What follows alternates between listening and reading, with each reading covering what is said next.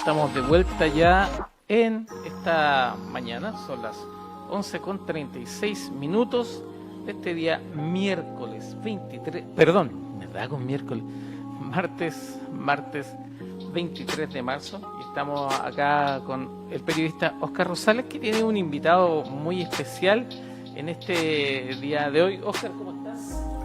Hola, buenos días. Sí, vamos a conversar hoy día con Sebastián Sichel, candidato presidencial, ¿cierto? Y vamos a tomar un contacto con él para conversar un poco lo que significa su candidatura, cuáles son las propuestas que tiene y también algunos temas que son de interés de orden nacional. ¿Ya ahora estamos en contacto? Sí, ahí Así ya, es. ya ¿Cómo estamos está, ya. don Oscar, Sebastián? ¿cómo estás? Buenos días. Buenos días. Un gusto saludarlo. Lo entrevisté la otra vez por teléfono. Me acuerdo. Sí, Me acuerdo el nombre, perfecto. Bueno, bienvenido. Nos encontramos acá nos podemos ver las caras hoy día. Cuénteme en qué momento de su candidatura se encuentra y cuáles son las principales propuestas que está haciendo. Mira, primero el momento político. Yo soy, como tú lo dices, candidato independiente, tratando de entrar a las primarias de Chile Vamos. Para eso necesito una autorización de los partidos para poder competir en las primarias. He visto buenas declaraciones de voluntad, pero sigo esperando una invitación formal para ser parte de las primarias. Lo segundo, las principales propuestas. Yo he tratado semanalmente, a pesar que cuesta mucho en el ambiente político instalar las propuestas, de ir presentando 20 propuestas que espero sean una forma novedosa e innovadora de enfrentar los desafíos que tiene Chile. En 4 grandes ámbitos. Lo primero, que creo que es la pega número 1, que cuando uno se presenta de presidente, de cómo hacemos que el Estado haga bien su pega y por lo tanto tengo la capacidad de resolver problemas cotidianos. Y ahí voy a hacer 3 grandes definiciones. Una, la necesidad de ampliar la capacidad de atención del Estado en todas sus oficinas de atención a público recurrente, registro civil, COMPIN, FONASA, Inspección del Trabajo, Banco de Estado, etcétera, porque estamos con un problema de resolver problemas a tiempo de aquellas personas que necesitan la atención del Estado. La segunda dimensión es esta idea de reforzar la pega del Estado, que es cada día más avanzar en apoyo directo del Estado a las personas con menos burocracia o intermediación, menos selectores y más confiar en la información que nos dan las personas para apoyos estatales, que es parte de la conversación que podemos tener después de los apoyos que se han dado en pandemia. Y tercero, la necesidad de reducir el número de ministerios para ampliar la capacidad regional y local de resolver problemas cotidianos. Somos el país que por per cápita tiene más ministros, 25, del mundo, o sea, del mundo occidental. Lo que parece lógico es reducir a 18 ministerios los ministerios que hay en el país para avanzar cada día más a un Estado que no es que sea más chico, sino que es más grande en la base de la pirámide, en fiscalizadores de JUNAED, en manipuladoras de alimentos, en fiscalizadores de Cenapesca, y más angosta en la punta de la pirámide.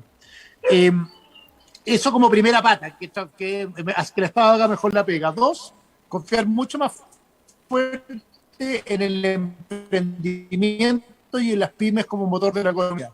Profundamente en que el mercado es importante, pero si el Estado no equilibra la cancha para que las pymes y los emprendedores locales les vaya mejor, ya que estamos en la región, para que alguien que exporta uva flame y lo transforma en pasa, venda a buen precio y el Estado le dé subsidios para exportación de uva, o que pescadores artesanales puedan competir en buena lid y con seguridad de productos en el mediano plazo, la economía no se va a desarrollar, tanto con un foco mucho más fuerte en el emprendimiento y las pymes en el desarrollo económico.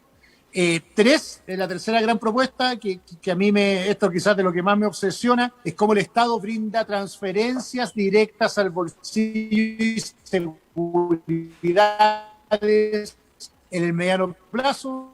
Yo propuse el mínimo garantizado con el ingreso familiar de emergencia, mujeres que crían a sus hijos solas, que la propuesta número 1 que hice, y 2, la creación, así como existe un seguro de cesantía, un seguro hipotecario y un seguro de ocasión, de manera que ante la pérdida de empleo se pueda recurrir a un seguro para cubrir seguridad. Y una cuarta que tiene que algo mucho más político, pero que es cambiar la generación de los 90 en política. Hay algo que nos sigue atrapando en el discurso del pasado, de los 90, del sí y el no, de la izquierda y la derecha, que tiene poco que ver con el mundo del futuro, y creo que tiene que haber una transformación, por eso soy independiente, dentro de una coalición, de la forma en que hacemos política más conectada a los ciudadanos. Eso fue un resumen rápido, tratando de contarte lo que hemos estado haciendo hasta el día de hoy para presentar la candidatura. Partamos por lo primero, lo que usted planteaba, esto de ampliar algunas instalaciones del Estado, ¿cierto? ¿Eso significa de alguna manera invertir más dineros en personas, en contratar personas? ¿Cómo va a materializar eso en el fondo? Sí, cuando yo te decía esto es una doble propuesta, en el fondo, que es achicar la pirámide arriba, o sea, achicar la base con menos ministerio, menos asesores. Uno puede reducir perfectamente los ministerios en la cadena arriba y con esos ahorros, que son cerca de 700.000 millones de dólares, entre 1.700.000 millones anuales, transformarlo en mayor atención y ventanas de atención a público en aquellos servicios críticos para la población. ¿Qué significa esto? Efectivamente, no es que el Estado atienda poco, o sea, atienda mal, es que los funcionarios que tenemos no tienen la capacidad de absorción de la demanda de los ciudadanos. El país creció, la población creció, la necesidad de hacer cargo del Estado de la misma capacidad de atención que tenía hace 20 años. Entonces, ¿qué tenemos que tener? Literalmente más funcionarios en la primera ventana de atención a los usuarios, más digitalización de los procesos, pero esto no se arregla si el registro civil no empieza a atender hasta las 6 de la tarde, si la Compin no empieza a atender hasta las 6 de la tarde, si la inspección del trabajo no empieza a atender hasta las 6 de la tarde, de manera de duplicar la capacidad de absorción de demanda de los ciudadanos de atención del Estado, y cómo hacerlo con más funcionarios y más infraestructura pública en esa línea, y cómo, de dónde sacar la plata, ahorrando en la línea que más se pierde, que es ministerios, gabinetes, etc. ¿Y estas personas que llegarían a atender en esos servicios, usted las contrataría o las dejaría boleteando? ¿Cómo lo haría? Porque no, por contrato. Porque una de las críticas más graves que hay hoy en día referente a eso es que una forma de agredir a los trabajadores es tenerlos boleteando por años, por ejemplo. Es un espanto. Mira, los que están en Corfo sabrán lo que yo traté de transformar y cambiar para las mismas condiciones a los boletos honorarios que los contrata. Es ridículo que el Estado, que debería ser el que garantiza los derechos laborales como primera intención, sea el que menos lo garantiza porque tiene funcionarios de primera y segunda clase. Lo que estamos pensando en un modelo de contratación efectivamente para esa línea de atención e ir desapareciendo todo lo que tenga que ver con funciones honorarios. Yo en la Corfo me tocó verlo y yo lo que hice fue básicamente transformar las condiciones de los contratos honorarios. En ese minuto yo no tenía el poder, no era el ministro de Hacienda para cambiar la lógica, pero lo que hicimos es de las mismas garantías que un trabajador: indemnización, vacaciones, ¿cómo se llama? Derecho a licencia. Pero cuando ahora yo soy presidente, la idea es contratar personal a tiempo permanente por contrato, aquellos que atienden a usuarios al final de la línea. Pero es vital, ¿eh? O sea, no se resuelve nada en la macropolítica si no somos capaces de resolver la micropolítica, que es la atención a usuarios. Mientras estemos condenando a los pobres a hacer fila, o las personas sigan viviendo lo mismo que yo viví cuando chico, que siguen haciendo filas eternas para obtener la atención del Estado, nunca más van a creer en la política porque no atiende bien en la primera línea de atención. Esta no es una propuesta que se hace por primera vez, o sea, en el fondo la mayoría de los partidos políticos en campaña han ofrecido cosas similares. ¿Qué tan cerca de materializar eso está hoy en día el país? No, mira, transparente, pocos han ofrecido mejorar la atención duplicando atención de horario. No me he encontrado propuestas en ese sentido. Así bien, al revés. Pero sí mejorar la atención. De la eficiencia. ¿Ah? Pero sí mejorar la atención.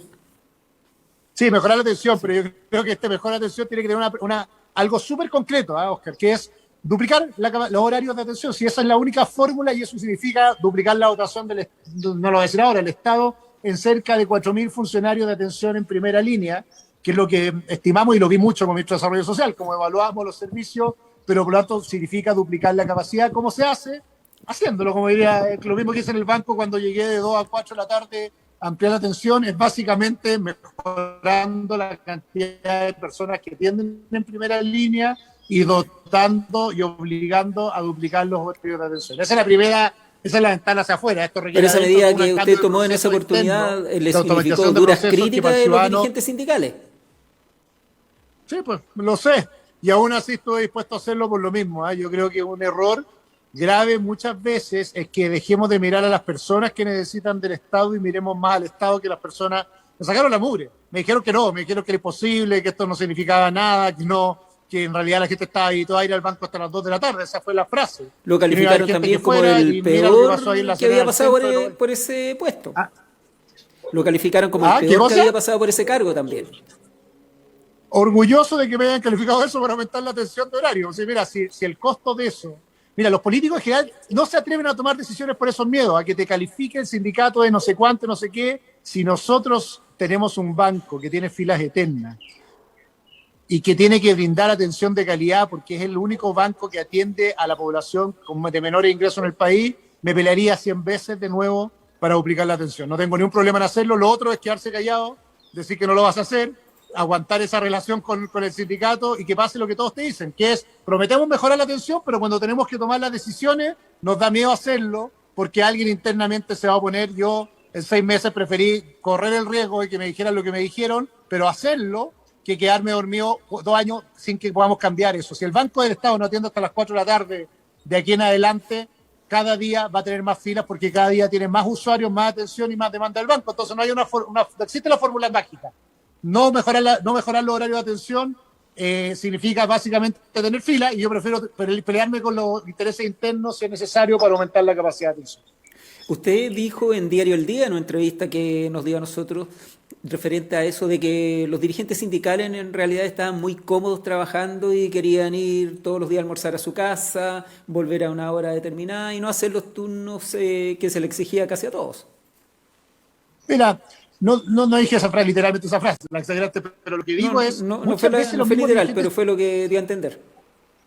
Obvio, mira, muchas veces los dirigentes sindicales no han pasado por Barbalá, por Salamanca, yo pasé por todas las comunas y me di cuenta, y así nos pasó, que nosotros abrimos sistema automático para que la gente postulara para atender los horarios de extensión.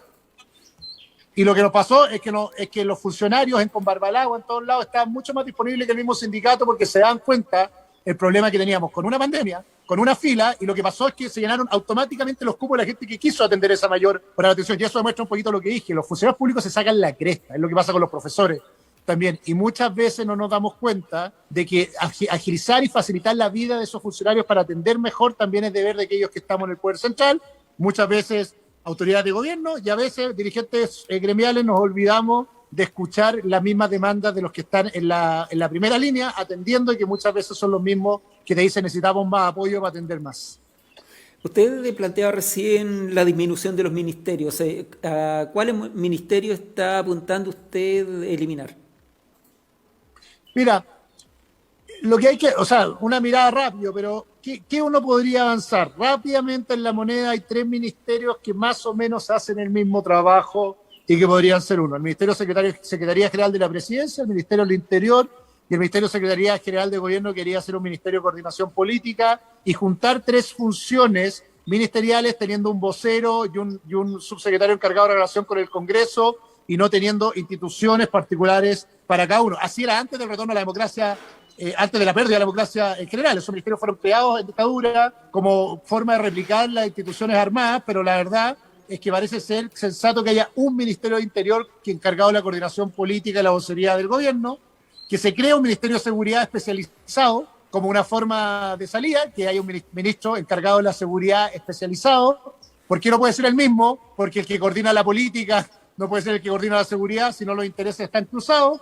Después de armar un gran Ministerio de Infraestructura Pública, que incluya obras públicas, transporte, energía, un gran Ministerio de Industrias, como existe en España, que aglomere agricultura, economía, sector turismo, que está ahí medio escondido dentro de economía, y armar un gran Ministerio de la Ciudad o de Urbanismo que incorpore vivienda y bienes nacionales. Con eso uno llega rápidamente a 18 ministerios, segmentando, y te permite además lo que te dije de ahorros, que es bien loco el gasto que hay. Yo como profe universitario me tocó hacer un estudio, además hice un paper de esto, de darme cuenta que somos el país con más ministerios de Latinoamérica y per cápita de Occidente con más ministerios que población.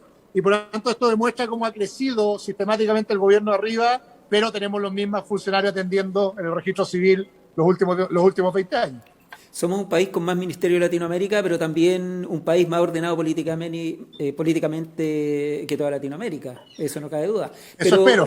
Pero mi consulta es la siguiente. Eso esperamos todos, porque no hemos votado es bastante arriesgado lo que usted está planteando, porque en el fondo está tocando la médula de la política del gobierno al reducirlo de esa forma.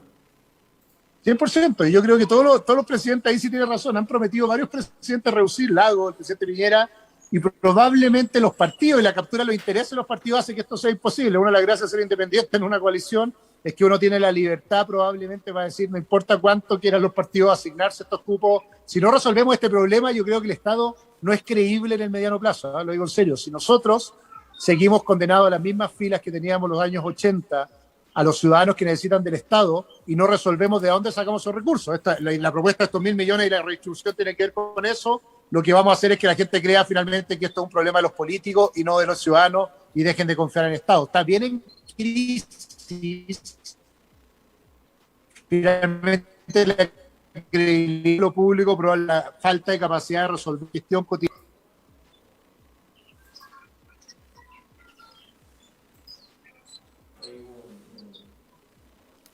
He dejado de escucharlo un poco, señor Sichel, pero de todas maneras, si usted me está escuchando, voy a seguir adelante con la conversación que estamos sosteniendo. Oiga, al margen, ¿tiene bonita vista usted ahí? ¿Dónde está? ¿En el patio de la casa? ¿En qué parte está? No, no es el patio de la casa. Yo vivo en una comunidad, Castillo del Arte, estoy justo en un espacio común. Ya, perfecto. Se ve muy bello el fondo del paisaje. No como yo tengo un par de letreros no atrás. Está bien, pero es un emprendimiento regional que vale mucho la pena porque he conocido la pega que ha hecho el diario por sostener la libertad de expresión en la región, así que ese cartel vale mucho. Oiga, la idea es un poco distender esto y que no terminemos agarrándonos por política, ¿no? Pero sigamos con lo que estamos conversando. Usted planteaba de llegar en el fondo con más recursos a las personas más necesitadas dentro de los planteamientos que estaba haciendo. ¿Desde qué punto de vista va a canalizar las ayudas que sean distintas a lo que se está haciendo ahora? Mira, son tres cosas. Uno lo dije y está... Perdón. ¿Aló? Sí, uno lo dije y está en la primera propuesta que presenté. Nosotros tenemos un déficit de ingresos de las familias que condena a 1/3 de los chilenos a vivir en la pobreza porque son criados normalmente por una madre sola o, digamos, por uno de los padres solo. El 96% de los casos una madre solo y el 4% un padre solo. ¿Qué significa esto en la práctica?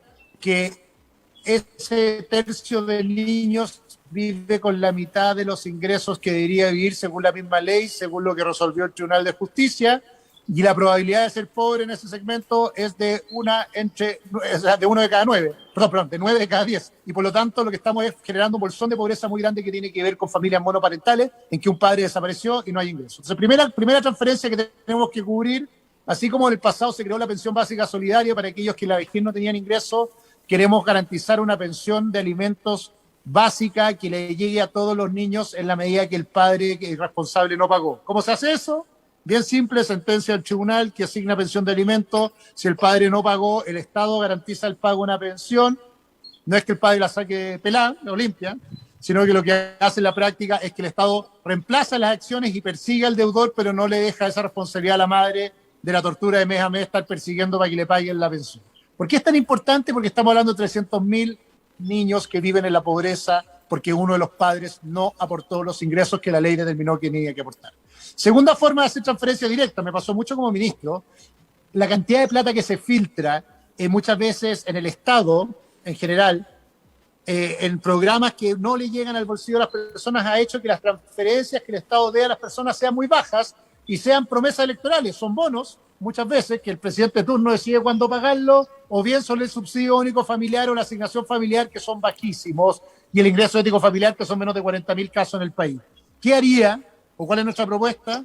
Que efectivamente haya transferencias directas que complementen los ingresos que una familia tiene. La mejor política social es el empleo, pero después del empleo, el Estado complementar ingresos. Yo como ministro propuse el ingreso mínimo garantizado, que fue aprobado con un monto más bajo del que me habría gustado, pero creo que se puede seguir creciendo en él, de manera de que el ingreso mínimo que garantiza el Estado no es necesariamente igual al sueldo mínimo y el complemento lo pague el Estado pasándole plata al bolsillo a las personas, y vamos a subir ingresos en la medida que el Estado hace transferencia directa, lo más corta posible, desde el Estado a la persona, sin tanta selección que complejiza muchas veces la situación. Y la tercera fórmula, que tiene que ver con un modelo de seguro, nosotros creamos una gran política del presidente Lago, el seguro de cesantía, que hay que simplificarlo, pero no tenemos un seguro de vivienda particularmente, ni un seguro de educación. Por lo tanto, si perdemos la pega, nos quedamos rápidamente no solo cesantes, sino que podemos retirar solo el 70% de nuestros ingresos y después en decadencia, y no podemos cubrir lo que es el gasto más importante de una familia clase media, que es el pago del dividendo hipotecario y el pago de la educación de nuestros hijos. ¿Qué estamos proponiendo? Que el seguro de cesantía actual, el 3% de retención, incorpore un seguro de hipoteca y un seguro de educación que cubra esas prestaciones para que complemente ese 70% con un 30% adicional de cobertura del seguro. Entonces son tres cosas. Uno, la primera pensión de alimentos garantizada por el Estado. Dos, complemento al ingreso para todos los chilenos. Y tres, seguros para la clase media, de manera que en una crisis, por la pérdida del empleo, haya un sistema de seguridad. ¿Por qué no me gustan los bonos, salvo en crisis como esta? Primero, porque se transforman en prebenda electoral. Este día hay ofertones de bonos de todos los candidatos diciendo lo que quería hacer el Estado es hacer bonos. Me gustan las políticas de transferencias directas permanentes que complementen los ingresos.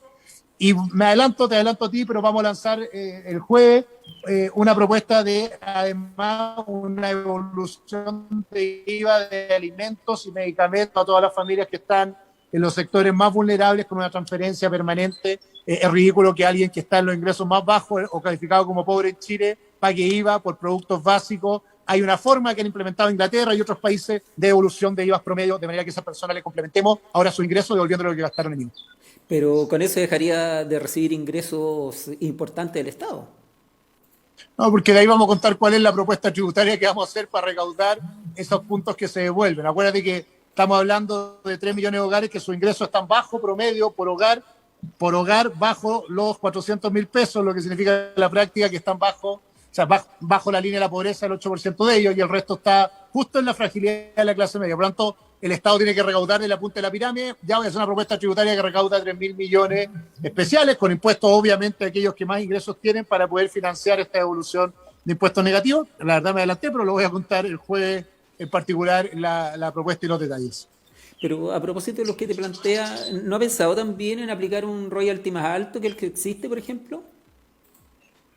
Creo que es una discusión abierta, no es algo que me niego per se, pero creo que estamos en un problema que bien grave de reactivar nuestra actividad económica en el corto plazo, y por lo tanto tenemos que pensar mucho más ahora en incentivos a las pymes o beneficios tributarios a las pymes para que se movilicen más rápido, y estudiar qué tributos tenemos que hacer para no desacelerar la inversión en un país que está complejo. Por lo tanto, de alguna forma vamos a tener que estudiar una reforma tributaria, que la voy a contar, que acelera la progresividad de los impuestos, que es bien simple, que básicamente tú desde que empiezas a pagar impuestos hasta que llegas al tramo del 40 te demoras casi 9 años. Por lo tanto, tú aceleras la progresividad y qué impuestos pagan y qué industrias pagan, eliminando exenciones o virtudes de alguna industria en particular. Pero lo vamos a contar en detalle. Ahora, usted dentro de la propuesta que hizo al principio también habló del seguro hipotecario. ¿Cómo va a funcionar este seguro? ¿Cómo lo están planteando? Mira, parte importante, Oscar, de lo que se está acumulando del seguro de cesantía tiene que ver con dos cosas. Primero, que hay una premisa que es muy mala y muchas veces la hacemos desde la élite de no entender el país que vivimos, que ponemos una curva de salida del seguro de cesantía de manera que disminuye los ingresos. El primer mes 70%, el segundo mes 65% y etcétera. Que es una muy mala fórmula, porque parte de la premisa que la gente no va a buscar pega porque recibe el seguro de cesantía, lo que termina siendo ridículo. Cualquiera que iría con 400.000 pesos al mes sabe que va a buscar pega siempre en todo lugar para subir sus ingresos, y que tener el seguro de cesantía no lo va a dejar de buscar ingresos. Eso es lo primero. ¿Qué pasa? Que el fondo efectivamente se está acumulando, como dice Joaquín Lavín, pero yo no ocuparía esa acumulación de fondos para pagar un bono, sino que lo usaría para que esa acumulación del fondo, primero, homologue el retiro al 70% siempre, y segundo, la parte no acumulada se puede usar como seguro hipotecario o seguro de pago ocasión. Para hacerlo más fácil para alguien que no está escuchando, lo que significa en la práctica es que tú puedes recurrir al seguro de cesantía y pedirle que pague directamente a los mismos meses tu crédito hipotecario o tu gasto en educación por sobre el 70% que retiras, si es que tienes fondos acumulados, y el monto que complementa el Estado anual. Obviamente lo que hace, lo que dijo el presidente, es complementar a aquellos que no tienen seguro acumulado. Pero es una forma de que sea el 70 más el 30, pero que ese 30 adicional, que complementa tu 100% de los ingresos adicionales, pague tu demanda, o sea, tu necesidad de pagar seguro de cesantía y educación, y que AFC pague directo, que pague directo el vivienda hipotecario o la deuda en educación. En el fondo de alivianar la mochila para los que están en esa condición. Usted planteaba de que su discurso no es el discurso de los 90. ¿Por qué lo plantea de esa forma? dos cosas. Yo creo que hay una cosa que a mí me tiene loco en la política, que cada 3 minutos, después de tener una conversación, aparece Pinochet o Allende tan fácil y tan rápido en la discusión que a mí me agota. Lo primero es, como parece ser que todos los surcos de la política o los caminos, las divisiones de la política están más marcados por los traumas de los 90 o de la transición que por la agenda de futuro que queremos tener, qué proponemos para el país los próximos 30 años. Y esto me ha costado mucho siendo candidato. Este debate nunca existe. Es como, ¿dónde estabas? Tú estás a aquel lado, ¿dónde estabas en el 90? Por lo tanto, a este lado quedas del río. Yo creo que hay una conversación bien profunda respecto a la agenda de los próximos 30 años. ¿Y por qué en los 90? Porque en los 90 habían dos posibilidades en la historia. Uno, o se jugaba por conservar lo que teníamos y tratar de mantener la estabilidad del sistema político, o B, se jugaba en general por las reformas. Yo creo que hoy día hay tres mundos en la política que son muy distintos a lo que vimos en los 90. Hay un mundo que se resiste a los cambios generalmente porque dice, mira, ¿para qué si estamos bien? Y trata de vendernos que estamos tan bien que el país, cada día la gente compra más autos y tenemos rentas promedio más altas que en Latinoamérica. Hay un segundo mundo que te dice el país está muy mal y hay que refundarlo y fueron 30 años que perdimos en la historia que es desde el retorno a la democracia. Hay un mundo al cual yo pertenezco, que es el reformismo, que cree que en realidad hay cosas que hicimos muy bien, pero que hay un sector de la población que necesita respuestas más rápidas y que se quedó atrás de esta posibilidad de desarrollo, entre ellas las regiones, el territorio rural, los sectores más pobres, mujeres, para decirlo en rápido, como focalización de la estrategia de desarrollo. Tenemos que poner una agenda de reformas para que este país se incorpore, pero la política sigue dividida en los otros dos surcos que son artificiales, porque no es cierto que toda la derecha esté en la resistencia y no es cierto que toda la izquierda esté en la refundación. El problema es que hay que construir un mundo reformista nuevo. Yo estoy en una coalición de centro-derecha que quiero ser el que represente esta encarnación entre el centro reformista y liberal y ojalá pueda construir una política que hable más de los 30 años hacia adelante. Y una última cosa que sé que largo, Oscar, y estamos enfrentando 4 grandes cambios de época que ninguna otra generación vivió en los últimos 100 años. Un cambio demográfico como no habíamos vivido, estamos envejeciendo mucho más y requeremos por lo tanto más sostén del Estado en el mediano plazo. Un cambio social como no habíamos vivido, una clase media que exige participar, ya no solo exige ser representada por la política, sino que quiere ser parte de los gobiernos, quiere ser dueña de las empresas, quiere que no abusen sobre él y por lo tanto requiere no la benevolencia o el asistencialismo de la política o del poder, sino más bien la apertura a que tenga derecho a gobernar y ser grandes empresarios se lo necesitan. Estamos viendo un cambio tecnológico que ha aumentado la brecha de desigualdad muchas veces y ha permitido a algunos crecer, pero la mayoría, mira Montepatria arriba, que han aislado de esta posibilidad de desarrollo y un cambio climático que está afectando muy fuerte a un país que vive en la minoría de la agricultura, del turismo. Entonces necesitamos gobiernos que piensen más bien cómo enfrentar estos 4 cambios que sigan peleando en plata o cómo fue el país. Pero así como plantea usted el proyecto de país a 30 años, cómo se debe reformar y todo lo que ha planteado usted, no lo puede hacer sin olvidar la historia, estos 2 surcos que usted dice que aparecen continuamente. Obvio. O sea, creo que la historia es basal, por eso soy reformista y no refundador. Creo que el camino de estos 30 años tiene 2 dimensiones, no hay una mirada binaria. 1, que avanzamos más que cualquier otro país con una velocidad increíble.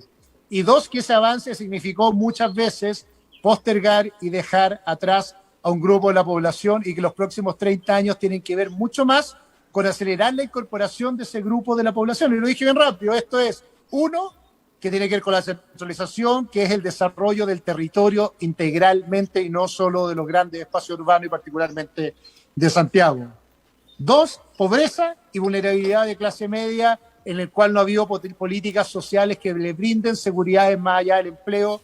Nuestro éxito o fracaso en la sociedad que vivimos depende mucho más de nuestros ingresos que del apoyo estatal y hay que equilibrar esa cancha. 3, la capacidad que vamos a tener de entender la historia en el mediano plazo de cuidar las formas democráticas. La pérdida de la democracia significó no solo la postergación, probablemente del desarrollo durante 7 años, sino que además la imposibilidad de construir acuerdos. Y hemos perdido ese clima democrático. La experiencia más fuerte para mí, que tenía 11 años en el 88, es decir, mira que estamos recuperando ese clima de la violencia política, la incapacidad de escucharse, de creernos dueños de la verdad y que está polarizando el sistema político. Y si algo tengo que aprender de la historia es que los acuerdos, pero la posibilidad de encontrar valor en lo que dice el otro es vital y por lo tanto estratégico en la posibilidad política que tenemos hacia adelante. Y 3, mi dimensión es que probablemente la excesiva la excesiva preponderancia que han tenido los partidos para definir la estrategia de ruta del país hacia adelante va a requerir también una política que haya en partido, obviamente, pero que también entienda otras formas de organización social y de participación política de manera que los ciudadanos se sientan incorporados. Por ahí voy. Perfecto, se entiende claramente. Lo llevo a temas de contingencia, señor Sichel. Ayer, en entrevista con Diario El Día, que apareció hoy día en nuestro impreso, Mario Desbordes, que eventualmente va a ser un contrincante suyo en primarias, dijo que las declaraciones de la presidenta del Colegio Médico se le había dado mucha importancia, que en realidad no tenían el valor que se le había dado en el fondo, y que se había hecho, por decir un chilenismo, mucha laraca. ¿Qué piensa usted de eso? No, yo creo que son graves, y lo digo abiertamente, porque cada uno tiene que saber el rol que juega en la sociedad en que estamos construyendo. Yo cuando era ministro ante todo, y jugaba un rol institucional importante, y conservar la forma, los tonos, el estilo en que debatimos es vital, porque si no nosotros mismos construimos una política que no se entiende, que si al final la política se banaliza, se frivoliza, se transforma solo en una discusión de epítetos y adjetivos entre uno y otro, no nos vamos a entender nunca. Por lo tanto, los considero de gravedad porque efectivamente cae en la descalificación personal, en una forma de aproximarse al debate que lo que tiende a banalizar el debate. Yo prefiero mucho más que cada uno en sus roles institucionales haga la pega que le corresponde. Y lo que me pasó con Isquia, a quien le tengo todo el respeto y valor del mundo, es que siento que se salió del rol institucional y más bien frivolizó y politizó el rol que jugaba, porque además estaba el lechero del Colegio Médico detrás, lo que me parece grave. No me gustaría que lo haga ella, como no me gustaría que un ministro le responda del mismo tono, la misma forma. Creo que cuidar las formas es súper importante en sociedades polarizadas, porque si no, nosotros no somos capaces de mantenerla. Lo que le decimos es, ¿por qué no mañana en la calle alguien puede gritarle un garabato al de al lado o decirle, oye, ¿sabéis qué? Eres un imbécil? Creo que nosotros tenemos que dar el ejemplo cuando cumplimos roles institucionales. Hay varios diputados y algunos candidatos también que no se están cerrando a discutir el 10%, el tercer 10%. ¿Usted en qué postura está? Yo soy súper claro. Cada vez que nosotros le decimos a los chilenos una crisis social que tienen que sacar de sus propios ahorros para cubrir la crisis, lo que estamos haciendo es diciéndole, ¿sabe qué? Rásquese con sus propias uñas. Eso para mí son los retiros, Saque la plata de su pensión futura para pagar su necesidad presente, o lo que propone Joaquín Lavín, que estoy de desacuerdo, saque la plata de su fondo de cesantía para pagar su necesidad futura. Y bueno, ¿y qué va a pasar cuando me pensione? ¿O qué va a pasar cuando no tenga pega? Bueno, ahí lo vemos. Es una irresponsabilidad tremenda. Lo que entiendo es la necesidad de las personas, la urgencia de decir, oiga, si no me dan plata luego, yo voy a sacar mi plata de mi fondo o de mi seguro de cesantía, pero ahí el deber o la presión hay que ponérsela a los gobiernos y al Estado para que con plata de los ahorros fiscales, de los flujos de ingresos del Estado, cubra necesidades. Entiendo cuando nos demoramos, que la gente desesperadamente diga quiero recurrir a mi ahorro, pero prefiero 1000 veces que el Estado se meta la mano a su propio bolsillo y cubra necesidades sociales. Vi una buena señal ayer con lo que propuso el presidente. Ojalá lo aprobemos rápido, no nos demos una vuelta larga en el Congreso. Eso probablemente va a resolver parte del problema, nunca va a ser suficiente, pero si lo apuramos va a ser una solución alternativa a tener que retirar tu propia plata y después que la pensión la pague Moya. Pero ¿no le sonó mucho esa frase del presidente, que la repitió varias veces ayer, para los que califiquen? ¿No es un poco sí, la letra chica? Yo por eso te lo decía en la propuesta. Me gustan mucho más las transferencias directas de la manera más universal posible y con menores requisitos posibles. Creo que la propuesta es muy buena porque avanza la transferencia directa, pero hay demasiados requisitos. Me encantaría que lo hagamos de manera más simple. Es algo de lo que voy a conversar con el gobierno estos días. Creo que hay una forma de automatizar los procesos con información del Estado para que no tengamos todos estos procesos de selección que al final hacen que muchos se queden fuera de los beneficios. A mí me impactó con el bono COVID, por ejemplo, cómo más de 100.000 personas ni siquiera retiraron los recursos porque tenían que saber casi una fórmula matemática de cómo acceder a esos beneficios. Yo creo que parte importante de entender el país que vivimos y la calle en general es entender que mientras más simple, automático y directo sea la transferencia del Estado, mejor va a ser para el ciudadano, y tenemos que sancionar muy duro a los que mienten. Yo prefiero 1000 veces que las personas declaren la necesidad y que persigamos con sanciones penales muy duras al que miente, que el requisito al revés, que le pidamos que nos presenten hasta el currículum de su mamá antes de hacerle la transferencia. Me gustó cómo lo hicimos con el bono clase media, y hay que ser duro en las sanciones. La discusión del banco me pasó bien dura. Era como, yo estaba porque había que echar a aquellos que ganaban el mismo sueldo y mintieron en su declaración, pero no por eso creo que deberíamos confiar más en la declaración de las personas de su necesidad y sancionar muy duro a quienes mienten. Me gusta más ese tipo de democracia. Pero los anuncios que hizo el presidente de la República ayer, todos estos anuncios que hizo van a favorecer aproximadamente, contando todo, a unos 3 millones de personas. Chile somos 18 millones. ¿No cree que es ínfimo? Se pegó, perdón. Sí, no sé si me escuchó la última parte. No, que en 3 millones Sichel? de ahí se me cortó la frase, perdón. Ya, lo que ocurre es que En 3 millones me quedé. Claro, son 3 millones de personas aproximadamente las que se van a ver favorecidas con toda esta propuesta que ha hecho el presidente, pero somos 18 millones de habitantes en Chile. Sí, no, los 3 millones son solo el bono. Ojo que ahí hay más crédito, hay subsidio, hay fomento al emprendimiento. Y como te digo, me encantaría eliminar requisitos de alguna de estas propuestas de manera de hacer acceso universal. La propuesta está bien encaminada, pero hay que abrir un poquito más el margen de quienes pueden recibir el apoyo. Esa es mi posición personal. Ahora, ¿cómo ve usted que el gobierno ha enfrentado y el Ministerio de Salud la pandemia? Qué complicado. Mira, en vacunación creo que hay evidencia que así es, que hemos sido absolutamente exitosos. Se ha dicho poco, yo me saco el sombrero ahí por lo que hizo el ministro Mañalich en su minuto, yo lo vi cuando era ministro, de cómo él en enero ya estaba acelerando, preocupado, pensando la necesidad. Creo que hemos hecho un trabajo que de verdad, problemas que tiene, pero a veces nos falta reconocer que lo hacemos bien, más que gobierno. Yo creo que aquí esto no es un problema de gobierno, es lo que han hecho los servicios de salud, cómo los funcionarios de salud han permitido la vacunación exitosa, cómo los municipios han sido grandes socios, hay que enorgullecerse de eso. ¿Dónde tenemos un desafío grande? Los rebrotes le pasaron a Suecia, a Alemania, a Italia y a Francia, para que no nos creamos que es un problema en Chile. Lo que tenemos que hacer es que tenemos que mirar tenemos que ver la dimensión económica y social de los problemas de salud de manera mucho más conjunta. ¿Por qué lo digo? Porque si ya vemos que vienen las pandemias, deberíamos tener paquetes sociales inmediatamente disponibles, de manera que cuando se decrete la cuarentena, no empecemos la discusión, que es lo que estamos teniendo hoy día, de si los bonos, la cantidad de gente, sino que obviamente ya sabíamos hace 3 o 4 semanas que se nos iban a decretar cuarentena. Me hubiera encantado saber y tener esta discusión hace 4 semanas de cómo iban a ser los apoyos sociales, que me preocupa, y me pasó lo mismo cuando era ministro, que sé que este paquete de ayuda social puede demorarse 2 o 3 semanas en el Congreso y que terminemos llegando tarde para gente que hoy día vive al día y vende en la Feria Ovalle y necesita los recursos mañana, y que la discusión del Congreso haga que no llegue la plata cuando la persona esté en cuarentena. Yo creo que ahí los timings no han funcionado bien entre manejo sanitario y manejo de apoyos sociales en el mediano plazo. ¿Y cómo ve usted estas medidas que aplica el gobierno? Ayer, por ejemplo, anunció de que los fines de semana y los feriados se iba a cortar con la transitabilidad de las personas, y una hora después retrocede y dice que va a ser solamente este fin de semana. ¿Hay poca seriedad ahí? A mí me pasa una cosa ahí al revés, que tenemos que tener medidas de acuerdo a la región. Por eso creo tanto en la descentralización. Yo pienso en alguien que vive en Los Molles o en Hacienda Valdivia, en Montepatria, y que tiene una micro que baja una vez en la mañana, 2 veces en realidad, baja una a las 9 y otra a las 2 de la tarde.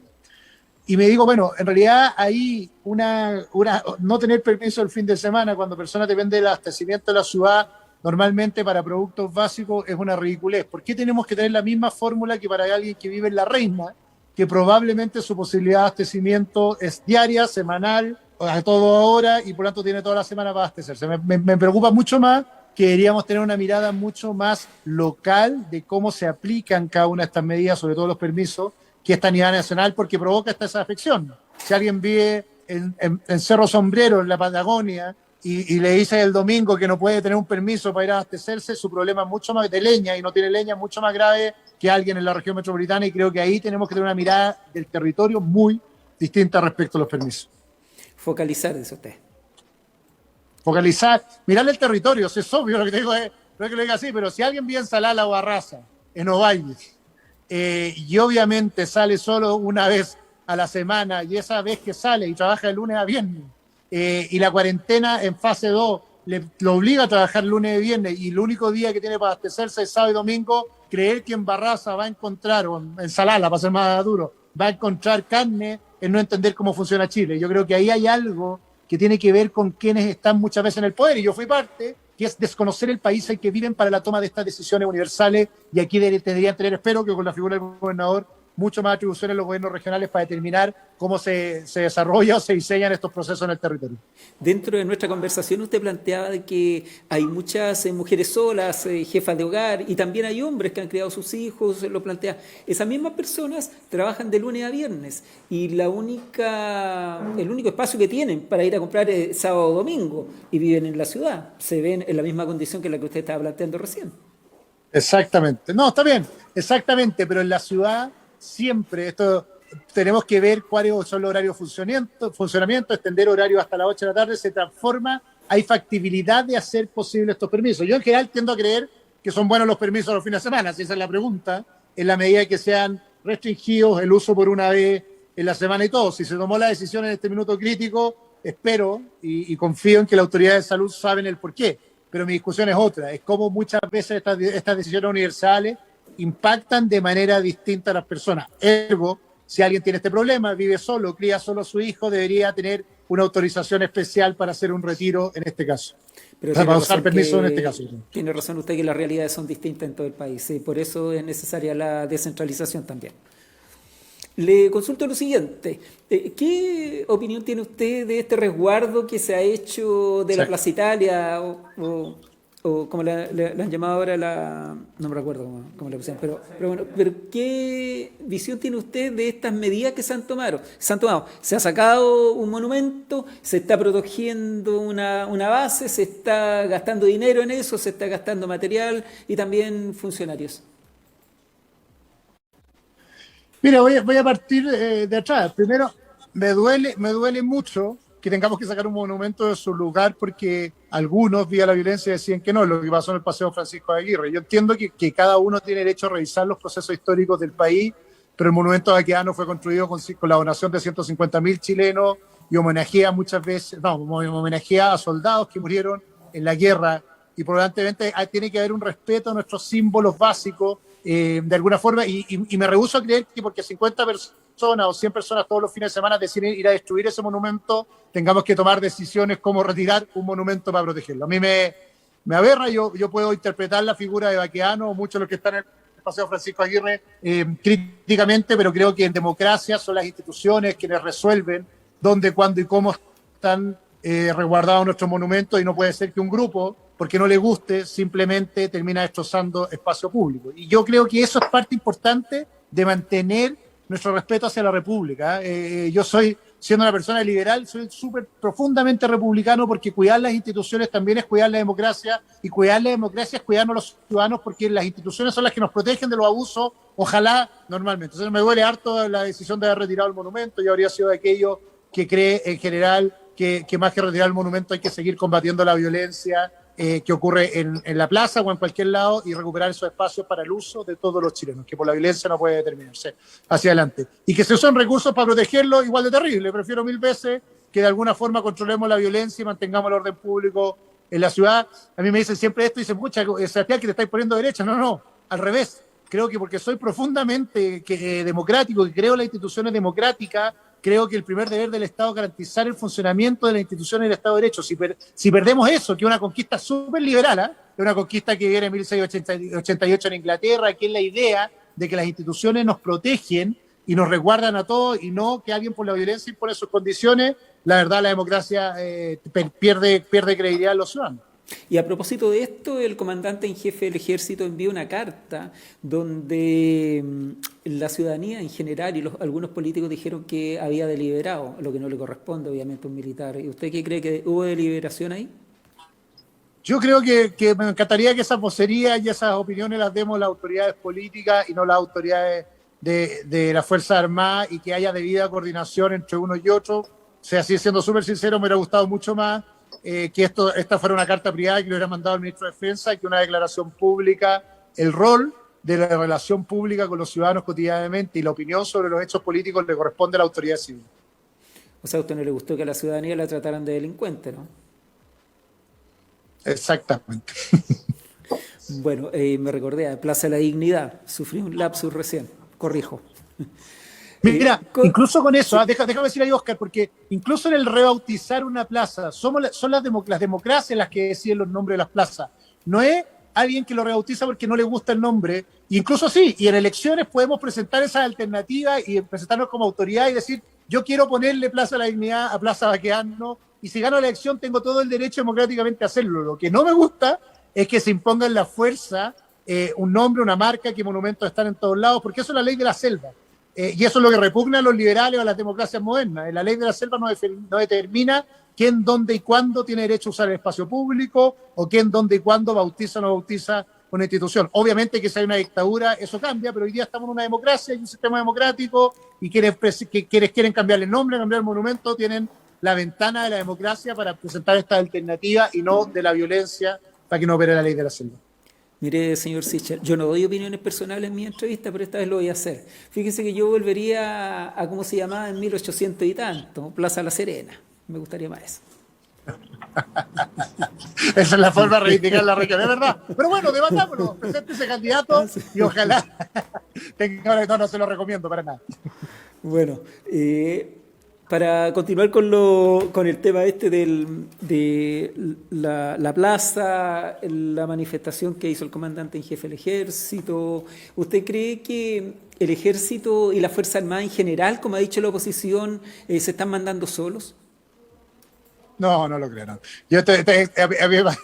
Vivimos en tiempos de hipérbole, se llama los profes en filosofía. Todo parece agrandarse para generar conflicto, gobierno y oposición exacerban sus posiciones para fijar posiciones políticas. A mí, por lo menos, creo que denigra la política. Yo creo que efectivamente puede haber errores, como esa declaración, que lo dije abiertamente, pero tenemos una democracia que funciona, instituciones que funcionan, el poder militar está supeditado al poder civil. Qué riesgoso cuando hacemos creer lo contrario para obtener una ventaja política, porque ¿qué es eso? No creemos que funciona la democracia, no creemos que las instituciones funcionan. Es igual que cuando algunas personas en el Congreso dicen tenemos que indultar o que los que están detenidos son presos políticos. Si uno cree, la democracia cree que las instituciones son las que fijan las verdades jurídicas o verdades democráticas, si no, finalmente son nuestras opiniones. Y no me gusta cuando hacemos tanta opiniología en la política. Atengámonos los hechos. Yo creo que yo soy crítico respecto a la declaración, me escuchaste, como soy crítico respecto a la celeridad de la ayuda del gobierno, pero no por eso creo que el gobierno sea un gobierno indolente, que no le importen los seres humanos, ni que la oposición sea unos refundadores que quieren traer venezolanos a Chile. Esa caricatura o ese nivel de debate el que hemos caído los últimos 4 años nos hace pésimo a la democracia.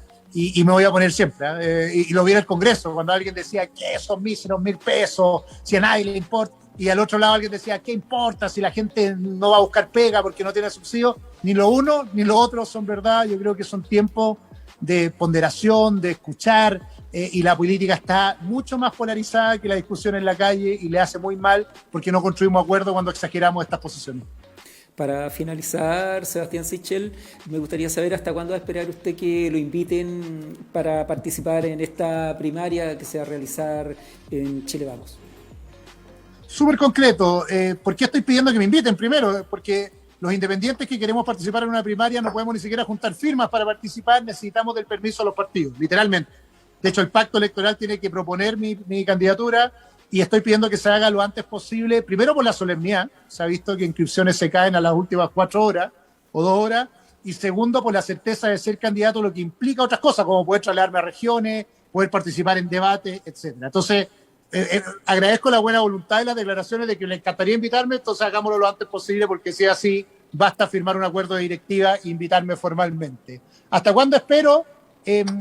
Probablemente espero que sea lo antes posible, antes del 11 de abril, si no voy a tener que tomar decisiones distintas, ponerme a ajustar firmas para ver como alternativa ir a primera vuelta, mandar una carta, no tengo idea qué hacer a esta altura porque es como ridículo, es contra el sentido común. Todos los días veo declaraciones hasta ninguneando, diciendo, oiga, quiere que le mandemos por carta certificada, oiga, usted es inmaduro, oiga, usted se victimiza, diciendo, bueno, si es tan simple, ¿por qué no firman una cosita? Lo aprueban en la directiva y me lo mandan, y por lo tanto podríamos hacerla tan corta, pero en la política hacemos esto, que a los independientes hacerle el camino pedregoso, difícil, que sufran, mientras tanto los partidos mantienen ciertos privilegios. Yo me encantaría que por lo menos en Chile Vamos demos las señales al revés, hacerlo lo más simple posible y lo antes posible. Es un buen llamado también a los ciudadanos independientes o de centro que vienen de otros mundos para que participen en la primaria y no lo hagamos a última hora en el minuto final como para demostrar el poder que tenemos los partidos para decidir quién participa o no participa. Bien, pues le agradecemos este contacto, ha sido una agradable conversación y pudimos escudriñar un poco cuál es su pensamiento político, cuáles son las propuestas que tiene también y las posibilidades que tiene el candidato. Muchas gracias por este contacto con el Día TV. Muchas gracias, Oscar. Que les vaya muy bien. Cariño a la región. Chaito. Chao.